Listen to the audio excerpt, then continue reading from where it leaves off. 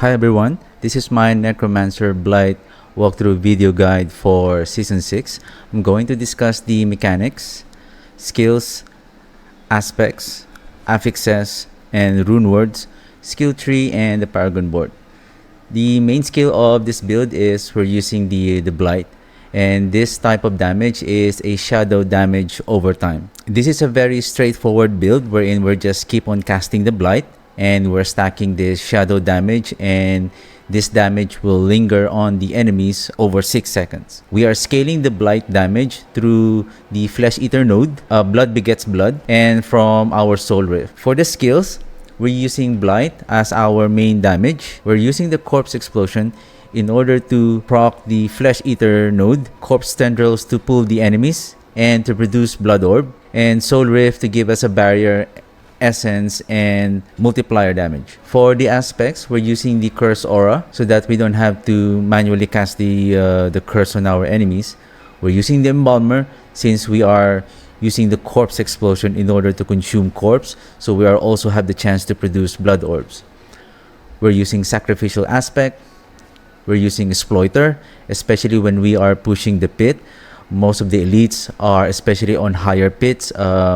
The elites are more frequently become unstoppable, and we're using metamorphosis to prevent getting crowd controlled. Blight aspect for an increased damage when our Shadow Blight key passive damages the enemies. The unique that we're using on our build is the Ebon Piercer. The unique power of this item is our Blight will shoot 4 more projectiles, and we're also using Great Feast for multiplier damage, and the Dam aspect also. There is another aspect that we can use. I'm using two-handed weapon here because if I'm going to use a one-hand weapon and a focus, there is no more additional aspect that we can use in order to increase our shadow damage. There is another aspect that we can use, which is called the decay aspect. In my experience, the Shadow Blight damage, and we're talking about the key passive here, wherein the Shadow Blight damage only happens on the 8th time that the enemy receives the damage. This is kind of inefficient because the Shadow Blight damage only happen on the 8th time, even though this damage scales up to 250% at maximum stacks. It is more efficient to use the Blighted aspect with double its value since we are casting the Blight almost every time, and the multiplier damage is always happening every second. Then let's move on to the affixes of the item. So we are focusing on intelligence and damage over time, as this is will scale our shadow damage over time on our skill. So we're using so we are prioritizing intelligence. Not just we are getting the benefit from the skill damage, but also from the increase of resistances, as intelligence is our main core stat for the Necromancer. So let's move on to the affixes and tempering affixes of the items. So on the helm, we're prioritizing intelligence, life, essence per second, or cooldown reduction. And for the tempering affix, armor and soul rift duration. For the chest, intelligence, life, and essence per second. Tempering affixes, total armor and blight size. For the gloves, intelligence, attack speed, and plus the blight or shadow damage over time. Then shadow damage over time and soul rift duration. For the pants, intelligence, life, armor, and percentage armor and soul rift duration. For the boots, intelligence, maximum life, and movement speed. Tempering affix for movement speed and blight size. For the two-handed weapon, intelligence, life, damage over time, and for the tempering affix, shadow damage over time, and chance for blight projectiles to cast twice. For the rings, intelligence, attack speed, damage over time.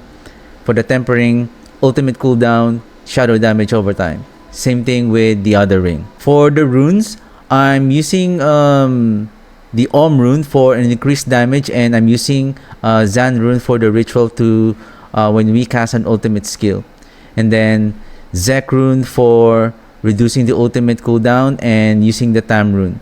If you don't have the Om rune, you can still use maybe the Loom rune for primary resource, but if you can sustain the resource, an intelligence gem here would suffice. For the skill tree, I'm just using 2 points here, 5 points on Blight, Enhanced Blight, Supernatural Blight. Hued Flesh, imperfectly balanced.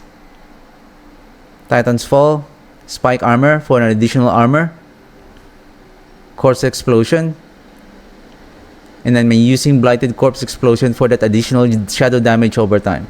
Precision Decay, just 1 point on Death Approach. Death's Embrace, Amplify Damage, Decrepify, Enhance, and then Abhorrent Decrepify.